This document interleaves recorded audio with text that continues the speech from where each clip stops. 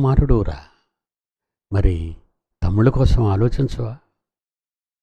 ఏమంటే జీవితంలో తన కుటుంబంలో నెరవేర్చాడు లోక సంబంధమైన తల్లిదండ్రుల కోసం. జీవితంలో కన్న తండ్రి పంపిన తండ్రి కొరకు జీవించాడు 3 సంవత్సరాలు. ఈ 30 ఏళ్ళు వాళ్ళ దగ్గర ఉన్నప్పుడు వాళ్ళ మాట మీరలేదు. 30 ఏళ్ళు దాటిన తర్వాత పరలోకపు తండ్రి పని మీద దిగాడు రంగంలోకి.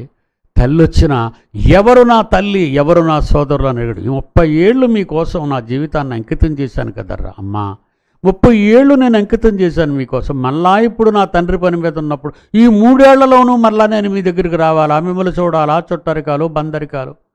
ఈ 3 ఏళ్లలో నాకు పెళ్ళైతే భార్య పిల్లలు, ప్రతి మీటింగ్కి నా భార్య, నా యేసుప్రభు భార్య ఒకళ్ళు చేసుకుంటే పిల్లలు తీసుకొచ్చి డాడీ అని జనాల్లో నుంచి అడిగితే నేను ఏం ప్రసంగం చేయగలను?